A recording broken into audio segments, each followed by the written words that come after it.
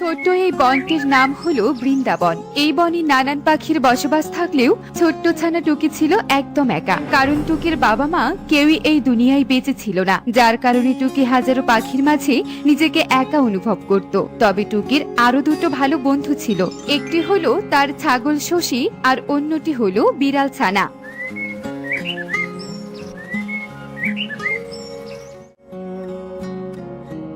কিরে টুকি, আকাশ কত কালো মেঘে ছেয়ে গেছে, তুই দেখতে পাচ্ছিস না নাকি? এখনো টই টই করে বাইরে ঘুরে বেড়াচ্ছিস যে? তোর দেখি সাহস ভালোই হয়েছে। তুমি যে কি বলো না ময়ূরী, ওর যদি সাহস নাই থাকতো তাহলে কি আর এভাবে বাবা মা ছাড়া একা একা থাকতে পারতো? দেখো না কি দোষী মেয়েরে বাবা। আমার বাবা মা বলে গেছে মেশো, জীবনে যাই কিছু হয়ে যাক না কেন, কিন্তু কখনো ভয় না পেতে, তাই তো আমি একাই লড়াই করে বাঁচছি। এতটুকু একটা মেয়ের কত ফটর ফটর দেখেছো ময়ূরী? চলো তো চলো, আমরা তাড়াতাড়ি বাড়িতে চলে যাই, ঝড়েই এলো বলে, এমনিতেই বৈশাখ মাস চলছে। সসে মিন্নি, চল আমরা বাড়িতে চলে যাই, ঝড় মনে হয় এক্ষুনি চলে আসবে।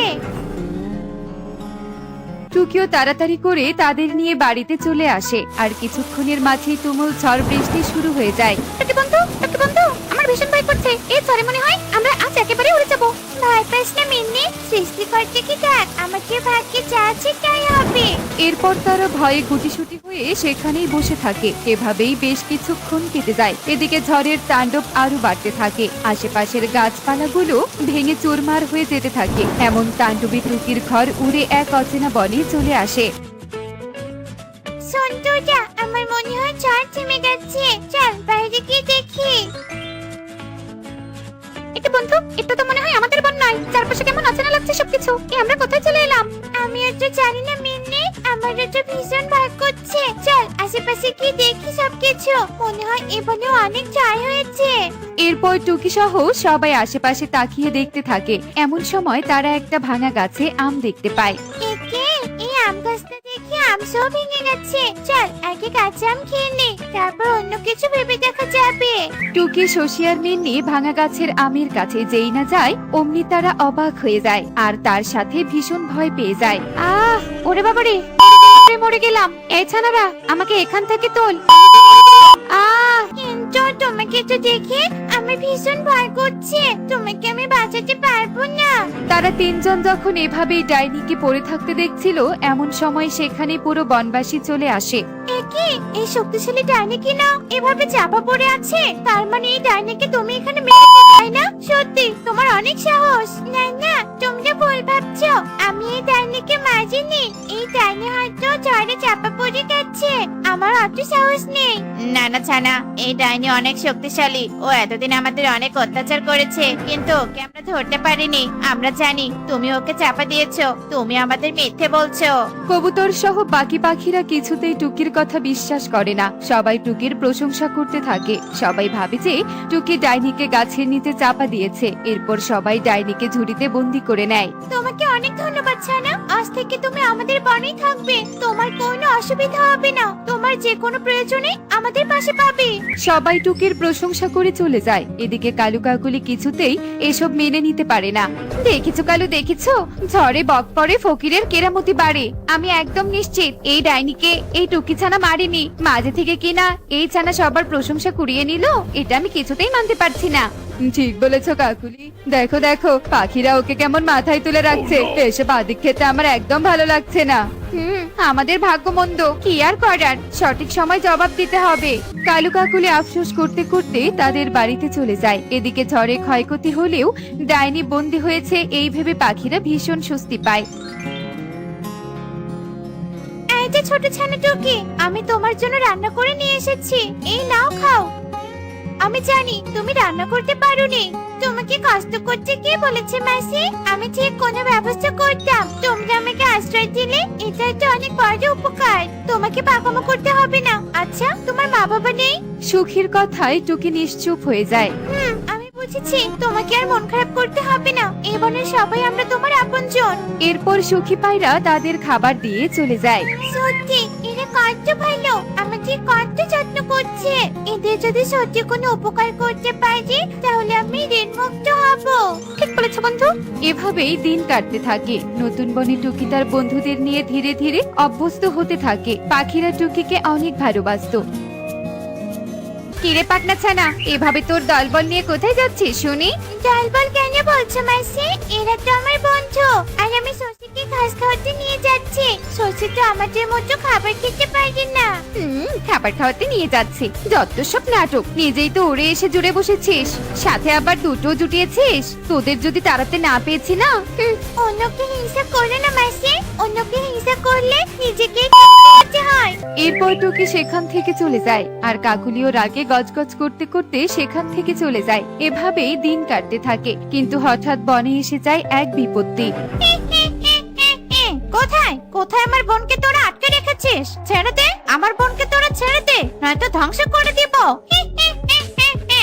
ডাইনি পুরো বনে তাণ্ডব চালাতে থাকে, আর পাখিরা কোনো দিক খুঁজে পায় না। সবাই ভয়ে আতঙ্কে চিৎকার করতে থাকে। সুখী দিদি গো, আমার যে সর্বনাশ হয়ে গেছে। আমার মেয়েটাকে যে ওই ডাইনি ধরে নিয়ে গেছে। এবার আমার কি হবে? কাঁদিস না শালিক, একদম কাঁদিস না।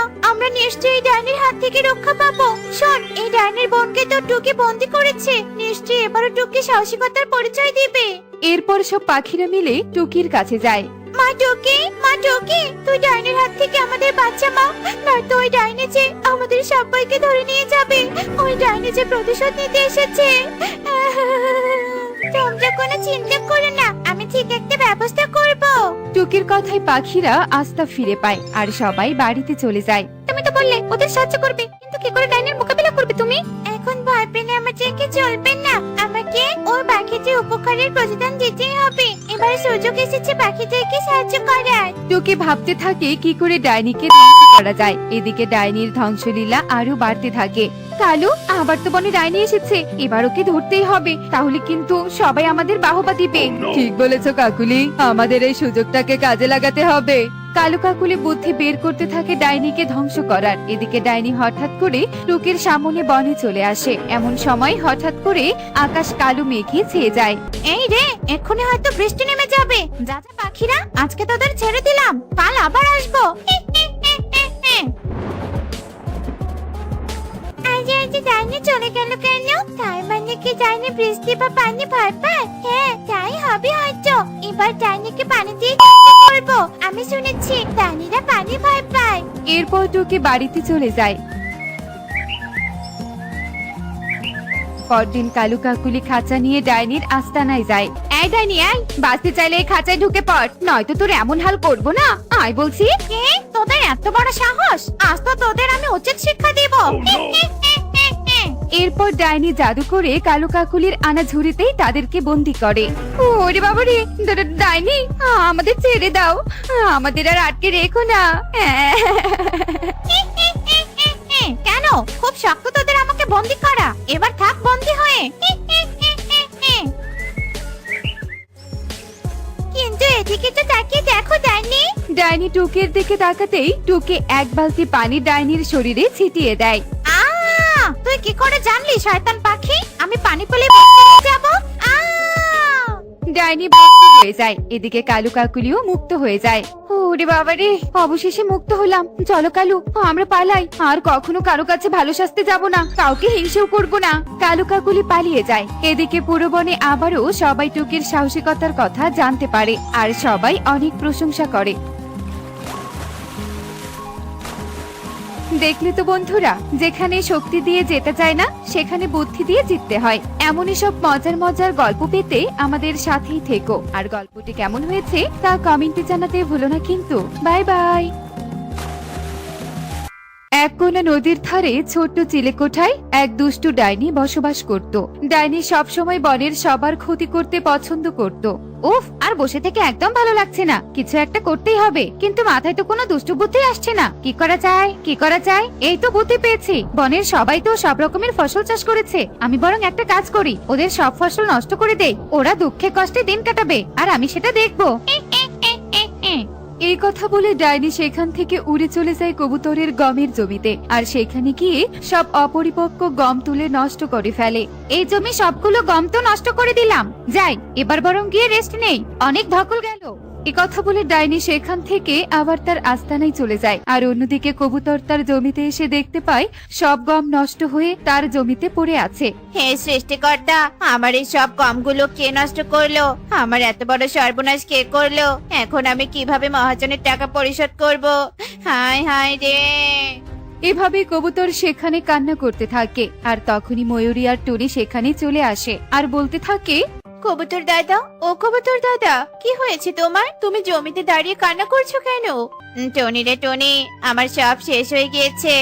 আমার জমির সব অপরিপক্ক ফসল কে যেন ইচ্ছে করে নষ্ট করে দিয়েছে। এখন আমি কি করব কিছুই বুঝতে পারছি না রে। এসব কি বলছো দাদা? তোমার গমগুলো তো এখনো পরিপক্কই হয়নি, এখনো তো অপরিপক্ক রয়েছে। এই গমগুলো কে নষ্ট করলো? আমি কিছুই জানি না রে টনি। এখন আমি কি করব, কোথায় যাব কিছুই বুঝতে পারছি না। তুমি ভেঙে পড়ো না কবুতর দাদা, কোনো না কোনো একটা উপায় নিশ্চয়ই হবে। এখন চলো তো দেখি, বাড়িতে চলো।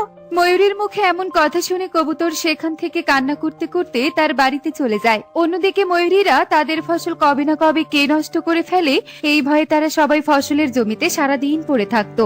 আর সেই ডাইনি গাছের উপরে বসে থেকে তাদের এসব ঘটনা দেখতে থাকে আর বলতে থাকে, এই বনের পাখিরা তো খুব বেশি চালাক হয়ে গিয়েছে। ওদের ফসল আমি নষ্ট করেছি বলে ওরা এখন ফসল পাহারা দিচ্ছে। আমিও দেখি আমার শয়তানি বুদ্ধির সাথে ওরা কিভাবে পেরে ওঠে। ওদের ক্ষতি করতে যে আমার দারুণ মজা লাগে। এভাবে ডাইনি গাছের উপর থেকে দুষ্টু বুদ্ধি করতে থাকে। আর নিচে টুনিরা তাদের জমির ফসল নিয়ে কথা বলছিল। হ্যাঁ টুনি, আয়, আমাদের জমিতে এভাবে পড়ে থাকলে তো আমাদের সংসার লাঠে উঠে যাবে, না খেতে পেয়ে মরে যাব। সবাই সারাদিন জমিতে ফসল পাহারা দিলে হবে? সেগুলো তো বাজারে বিক্রিও করতে হবে। তোতা দাদা, তুমি ঠিকই বলেছো, এভাবে তো আমাদের সংসার চলবে না। কিন্তু আমার মাথায় একটা বিষয় ঘুরপাক করছে, আমাদের ফসলগুলো নষ্ট করেছে কে? বনের অবস্থা তো বেশি একটা ভালো নয়, তার উপর আবার যদি এরকম ভাবে ফসল নষ্ট হতে থাকে তাহলে তো সবকিছুর অতিরিক্ত দাম বেড়ে যাবে, আর আমাদের মতো গরিবদের হবে খুব কষ্ট। তুই ঠিকই বলেছিস, আমাদের কিছু না কিছু একটা করতেই হবে। চলো সবাই মোড়ল সাহেবের কাছে চলো। এভাবে তারা সবাই কথা বলছিল। আর তাদের এসব কথা সেই ডাইনি গাছের ডাল থেকে শুনতে পায় আর বলতে থাকে, তোমরা আমাকে কখনোই খুঁজে পাবে না। তোমরা সবাই তোমাদের পরিবার নিয়ে থাকবে, আর সেটা আমার একদমই সহ্য হয় না। তাই তো তোমাদের ক্ষতি করতে আমার খুব ভালো লাগে। এভাবে ডাইনি কথা বলছিল। আর তারা সবাই সেখান থেকে মোরলের বাড়ির উদ্দেশ্যে রওনা দেয়। আর কিছুক্ষণের মধ্যেই বনের সবাই মোরলের বাড়িতে পৌঁছে যায়। মোড়ল সাহেব, ও মোড়ল সাহেব, বাড়িতে আছেন? হ্যাঁ রে তোতা, বল, তোরা সবাই আমার বাড়িতে কি হয়েছে বল তো দেখি। মোড়ল সাহেব, আমরা যে চাষের জমিতে ফসল চাষ করেছি সেই জমির সব ফসল কে যেন নষ্ট করে দিচ্ছে। আমরা এভাবে আমাদের সংসার কিভাবে চালাবো? আপনি এর একটা বিহিত করুন মোড়ল মশাই। তোরা ঠিকই বলেছিস, আমি এই বিষয়টা নিয়েই ভাবছি। বনে কে আমাদের সর্বনাশ করছে সেটা তো বুঝতেই পারছি না। মোড়ল সাহেব, আপনি কিছু একটা করুন, আমরা যে আর পারছি না, আমাদের সংসার চালাতে খুব কষ্ট হচ্ছে। আচ্ছা ঠিক আছে, তোরা আমার কথাটা মন দিয়ে শোন। আমার কাছে একটা বুদ্ধি আছে। কি বুদ্ধি মোড়ল সাহেব? তোরা এখন থেকে তোদের থাকার ঘরে ফসল চাষ করবি, তাহলে দেখবি কেউ সেই ফসল চুরি করতে বা নষ্ট করতে পারবে না। তোদের সব ফসল বনে বিক্রি করে তোরা তোদের সংসার ভালোভাবে চালাতে পারবি। এই বুদ্ধিটা তো আপনি দারুণ দিয়েছেন মোড়ল মশাই, কিন্তু আমরা চোরকে কিভাবে ধরবো? আমাদের বাড়িতেও যদি সেই চোর ঢুকে আমাদের ফসল নষ্ট করে দেয়? তোদের ঘরে তোরা ফসল চাষ করলে সেই ফসল যদি কেউ চুরি করতে আসে বা নষ্ট করতে আসে তাহলে তাকে হাতে নাতে ধরতে পারবি, আর আমরা বনের সবাই তাকে উচিত শিক্ষা দিব। আচ্ছা ঠিক আছে মোড়ল মশাই। এই কথা বলে বনের সবাই মোরলের কাছ থেকে বিদায় নিয়ে তাদের যে যার বাড়িতে চলে যায়।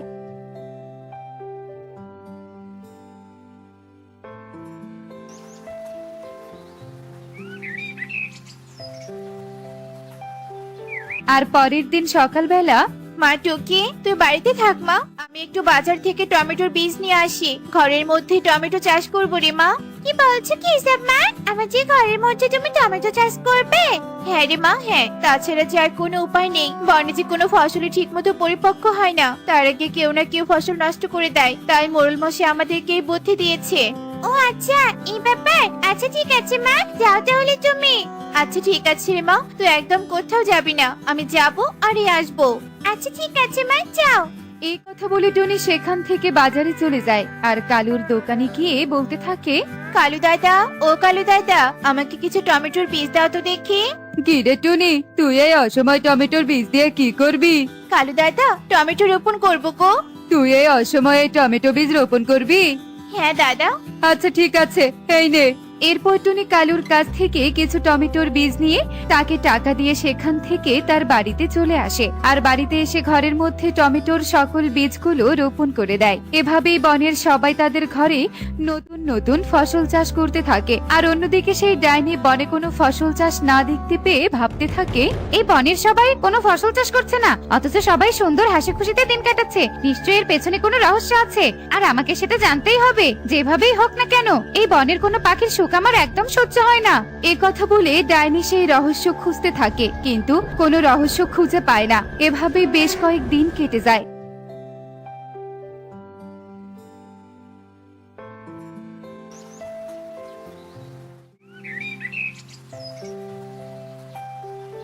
আর বনের সবার ঘরের ভেতর ফসল অনেক বড় হয়ে যায়, আর সেই ফসল বনের সবাই বিক্রি করে সুখে শান্তিতে দিন কাটাতে থাকে। আর ডাইনি একদিন, না না, এভাবে বসে থাকলে হবে না, এই বনের সবাই এত সুখে কিভাবে থাকছে, আমাকে সেটা দেখতেই হবে। এরপর ডাইনি তার রূপ বদলিয়ে একটা পাখির রূপ ধারণ করে আর টুনির বাড়িতে চলে যায়। আমার যে খুব খিদে পেয়েছে, আমাকে কেউ একটু জল দেবে গো, কেউ আছো? এভাবেই ডাইনি টুনির বাড়িতে পাখির রূপে গিয়ে টুনিকে ডাকতে থাকে, আর টুনি সেখানে চলে আসে। কি হয়েছে? কে তুমি? তোমাকে তো আগে কখনো এই বনে দেখিনি। আমি দূর থেকে এসেছি, আমাকে একটু সাহায্য করো, আমাকে একটু খেতে দাও, আমার যে খুব খিদে পেয়েছে। আচ্ছা ঠিক আছে, তুমি এখানে দাঁড়াও, আমি তোমার জন্য জল নিয়ে আসছি। এ কথা বলে টুনি যে জল নিতে যায়, তখনই সাথে সাথে সে পাখি টুনির ঘরে গিয়ে দেখতে পায় টুনির ঘরে অনেক টমেটো চাষ করেছে। টুনি, তুমি তোমার ঘরে টমেটো চাষ করেছো? হ্যাঁ গো, আমাদের বনের জমিতে যদি কেউ চাষ করে তাহলে সেই ফসল কে যেন নষ্ট করে দেয়, তাই মোড়ল মশাই আমাদের এই বুদ্ধি দিয়েছে যে যার বাড়িতে ফসল চাষ করার জন্য। ও আচ্ছা, এই ব্যাপার। পাখিগুলো তাহলে এবার আমার সাথে চালাকি করে ঘরের মধ্যে ফসল চাষ করেছে, এবার এদেরকে দেখাবো মজা। এ কথা বলে পাখি রূপে ডাইনি সেখান থেকে পানি খেয়ে চলে যায় আর বনের মধ্যে গিয়ে তার আসল রূপ ধারণ করে। এই পাখিদের তো আজকে রাতে ফসল আমি নষ্ট করেই দিব। যেই কথা সেই কাজ, চারিদিকে সন্ধ্যার আলো নেমে আসে।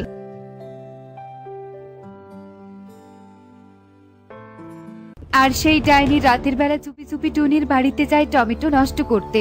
এই তো, এই টুনিরা ঘুমিয়ে পড়েছে, আমি বরং যাই, গিয়ে সব টমেটো নষ্ট করে দিয়ে আসি। এরপর ডাইনি যেই সেই সবজিগুলো নষ্ট করতে ধরে, তখনই টুনির ঘুম ভেঙে যায় আর টুনি ডাইনিকে হাতে নাতে ধরে ফেলে। হ্যাঁ ডাইনি, তুমি এতদিন আমাদের বনে ফসল নষ্ট করে দিয়েছো, তোমার এত বড় সাহস! এরপর টুনি চিৎকার করে বনের সবাইকে ডাকতে থাকে আর বনের সবাই ডাইনির কাছে চলে আসে। এই ডাইনি, তোর এত বড় সাহস, তুই বনের অসহায় পাখিদের ওপর অত্যাচার করেছিস, এবার তুই এর মজা বুঝবি। ও তান্ত্রিক বাবা, আমাকে তুমি ক্ষমা করে দাও, আমার খুব বড় ভুল হয়ে গেছে। আমরা তোকে একটা শর্তে ক্ষমা করতে পারি, তুই এ বনের মধ্য থেকে একেবারের মতো বেরিয়ে যাবি আর কখনো এই বনে ফিরে আসবি না। আচ্ছা ঠিক আছে, তাই হবে। এরপর ডাইনি তান্ত্রিকের কথা মতো বনের মধ্য থেকে বেরিয়ে যায় আর বনের সবাই আগের মতো তাদের জমিতে ফসল চাষ করে সুখে শান্তিতে বসবাস করতে থাকে। এমনই সব মজার মজার শিক্ষণীয় টুনি পাখির গল্প দেখতে আমাদের সাথেই থেকো। আর গল্পটি কেমন হয়েছে তা কমেন্টে জানাতে ভুলো না কিন্তু। Bye bye.